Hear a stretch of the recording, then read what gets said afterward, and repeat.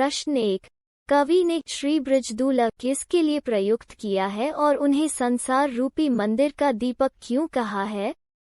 उत्तर। कवि आत्मकथा लिखने से इसलिए बचना चाहता है क्योंकि उसमें मन की दुर्बलताओं, भूलों और कमियों का उल्लेख करना होगा। उसके द्वारा धोखा देने वालों की पोल पट्टी खुलेगी और फिर से घाव हरे होंगे। उससे कवि के पुराने दर्द फिर से हरे हो जाएंगे। उसकी सीवन उधर जाएगी। उसमें निजी प्रेम के अंतरंग क्षणों को भी सार्वजनिक करना पड़ेगा, जबकि ऐसा करना उचित नहीं है। निजी प्रेम के क्षण गोपनीय होते हैं। प्रश्न 2। पहले सवये में से उन पंक्तियों को छांटकर लिखिए जिनमें अनुप्रास और रूपक अलंकार का प्रयोग हुआ है। उत्तर। पहले सवये में अनुप्रास अलंकार वाली पंक्तियां हैं। कटी किकिनी के धुनी की मधुराई क वर्ण की आवृत्ति के कारण, पट पीत में प वर्ण की आवृत्ति के कारण, हिये हुलसे में ह वर्ण की आवृत्ति के कारण। रूपक अलंकार मुखचंद्र, मुख रूपी चंद्रमा, जग मंदिर दीपक, जग संसार रूपी मंदिर के दीपक। प्रश्न 3। निम्नलिखित पंक्तियों का काव्य सौंदर्य स्पष्ट कीजिए। प्रायनी नूपुर मंजू बजे, कटी किकिनी के धुनी की मधुराई, सांवरे अंग लसे पट पीत, हिये हुलसे बनमाल सुहाई।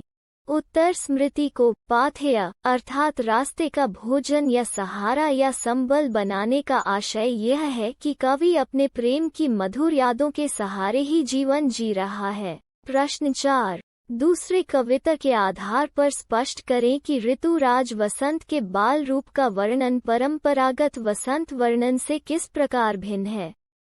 उत्तर। ऋतुराज वसंत के बाल रूप का वर्णन परंपरागत वसंत वर्णन से पूर्णतया भिन्न है। वसंत के परंपरागत वर्णन में प्रकृति में चहु और बिखरे सौंदर्य, फूलों के खिलने, मनोहारी वातावरण होने, पशु पक्षियों एवं अन्य प्राणियों के उल्लसित होने, नायक नायिका की संयोग अवस्था का वर्णन एवं सर्वत्र उल्लासमय वातावरण का वर्णन होता है। वहीं इस कविता में ऋतुराज वसंत को कामदेव के नवजात शिशु के रूप में चित्रित किया है। इस बालक के साथ संपूर्ण प्रकृति अपने अपने तरीके से निकटता प्रकट करती है। इस बालक का पालनी पेड़ पौधे की डालियां, उसका बिछौना, नए नए पल्लव, फूलों का वस्त्र तथा हवा द्वारा उसके पालने को झुलाते हुए दर्शाया गया है। पक्षी उस बालक को प्रसन्न करते हुए बातें करते हैं तो कमल की कली उसे बुरी नजर से बचाती है और गुलाब चटककर प्रातःकाल उसे जगाता है।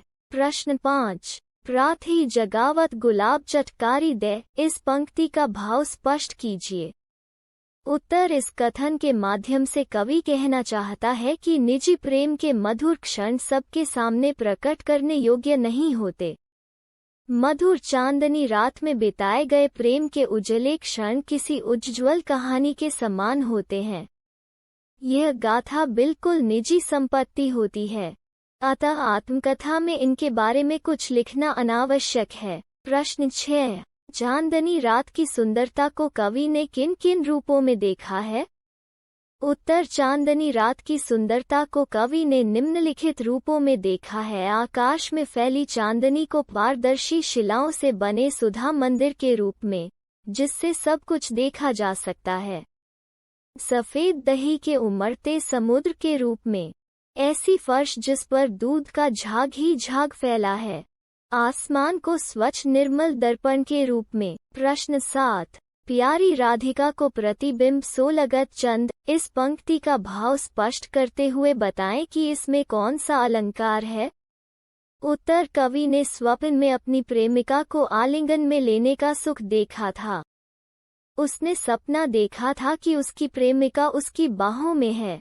वे मधुर चांदनी रात में प्रेम की चुलबुली बातें कर रहे हैं। वे खिलखिला रहे हैं, हंस रहे हैं, मनोविनोद कर रहे हैं। उसकी प्रेमिका के गालों की लाली उषाकालीन लालिमा को भी मात देने वाली है। प्रश्न 8। तीसरे कविता के आधार पर बताइए कि कवि ने चांदनी रात की उज्ज्वलता का वर्णन करने के लिए किन किन उपमानों का प्रयोग किया है। उत्तर तीसरे कविता में कवि ने चांदनी रात की उज्ज्वलता के वर्णन के लिए कवि ने निम्नलिखित उपमानों का वर्णन किया है। स्फटिक शिला सुधा मंदिर उदधि दधी दही का उमड़ता समुद्र दूध का फेन। प्रश्न 10। आप अपने घर की छत से पूर्णिमा की रात देखिए तथा उसके सौंदर्य को अपनी कलम से शब्दबद्ध कीजिए। उत्तर पूर्णिमा रात्रि में चंद्रमा का सौंदर्य निराला होता है। गोल बड़े थाल से आकार वाला चांद मधुर मनोहर शीतल चांदनी बिखेरता है, जिससे पूर्णिमा की रात का सौंदर्य कई गुना बढ़ जाता है। इस रात में प्रकृति का एक एक अंग लुभावना प्रतीत होता है। ऐसा लगता है जैसे चांदनी की सफेद चादर सी फैला दी गई है। आसमान स्वच्छ निर्मल दिखता है। चांद की उज्ज्वल चमक में कुछ तारे झिलमिलाते हुए प्रतीत होते हैं। ऐसे में चांदनी रात का सौंदर्य इतना बढ़ चुका होता है कि उसके कारण धरती आकाश और ताल सरोवर सभी कुछ सुंदर लगते हैं। प्रश्न 1। श्री कृष्ण के शरीर पर कौन कौन से आभूषण मधुर ध्वनि उत्पन्न कर रहे हैं? उत्तर श्री कृष्ण के शरीर अर्थात पैरों में नूपुर और कमर में बंधी करधनी में भी छोटे छोटे मुंघरू लगे हैं। इन आभूषणों से उसे समय मधुर ध्वनि पैदा होती है जब श्री कृष्ण चलते हैं। इन आभूषणों की ध्वनि अत्यंत कर्णप्रिय और मधुर है। प्रश्न 2। श्री कृष्ण का शरीर कैसा है? उसका सौंदर्य किस कारण बढ़ गया है? उत्तर श्री कृष्ण का शरीर सांवला सलोना है। उस सांवले शरीर पर उन्होंने पीला वस्त्र धारण कर रखा है। उनके गले में पड़ी वनमाला, वन पुष्पों की माला, उनके हृदय तक लटक रही है। इस पीले वस्त्र और वनमाला के कारण उनका सौंदर्य बढ़ गया है। प्रश्न 3। श्री कृष्ण के मुख की तुलना किससे की गई है और क्यों? उत्तर श्री कृष्ण का मुख चंद्रमा के समान सुंदर है।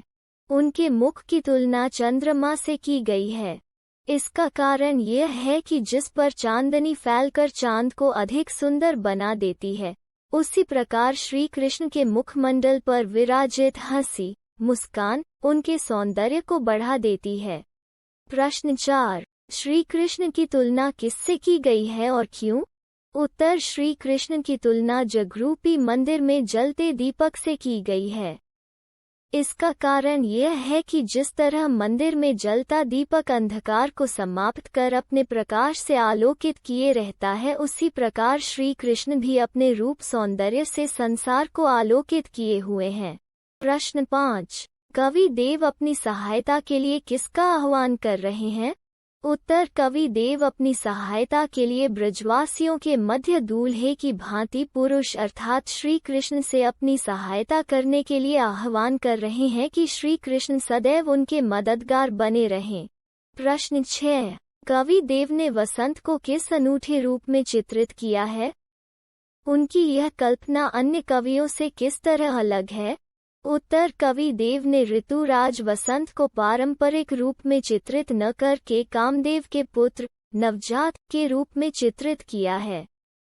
उनकी यह कल्पना अन्य कवियों से इसलिए अलग है क्योंकि अन्य कवि वसंत के रूप सौंदर्य का वर्णन करते हैं, जबकि कवि ने वसंत और प्रकृति के कई अंगों का मानवीकरण किया है। प्रश्न 7। बालक वसंत का पालना कहाँ है? उसमें सजा बिस्तर किस तरह का है? उत्तर बालक वसंत का पालना पेड़ की डालियों पर सजा है।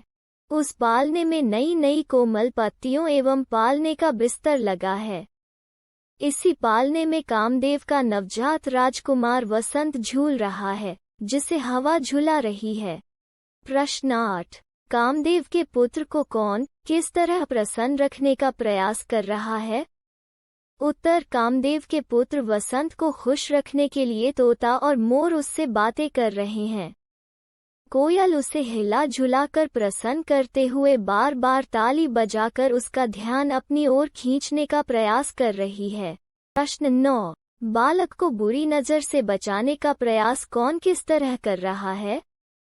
उत्तर बालक को बुरी नज़र से बचाने के लिए कंचकली रूपी नायिका लताओं की साड़ी से सिर ढांककर फूलों के पराग रूपी राई, सरसों और नमक को उसके सिर के चारों ओर घुमाकर इधर उधर फेंक रही है ताकि बालक को किसी की बुरी नज़र से कष्ट न हो।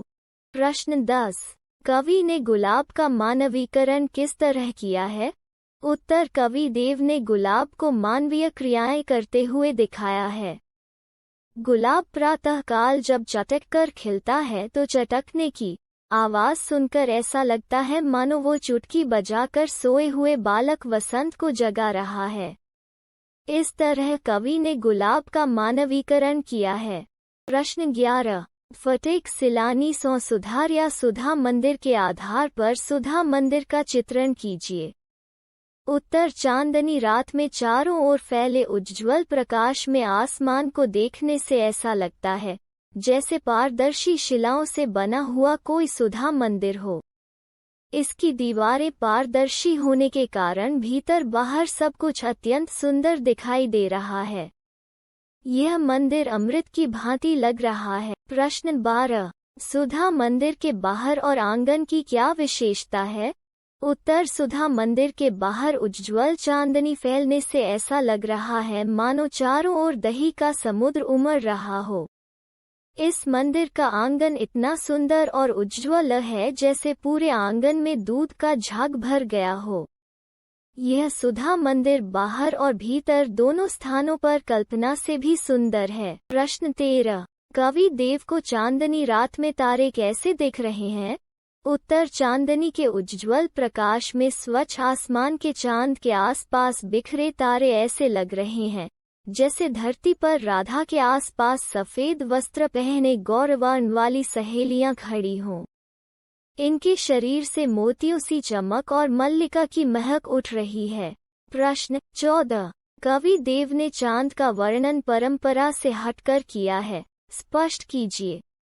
उत्तर, कवि देव ने चांदनी रात में अपना पूर्ण सौंदर्य बिखेर रहे चांद का वर्णन परंपरा से हटकर किया है।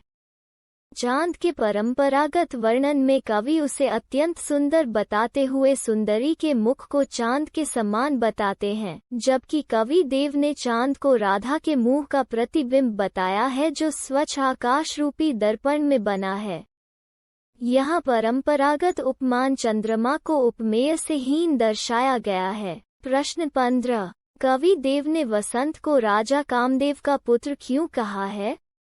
उत्तर, कवि देव ने वसंत का परंपरा से अलग वर्णन करते हुए कहा है कि वसंत ऋतु अत्यंत सुंदर और मनोरम है। उसके आने से सर्वत्र खुशी का वातावरण बन जाता है।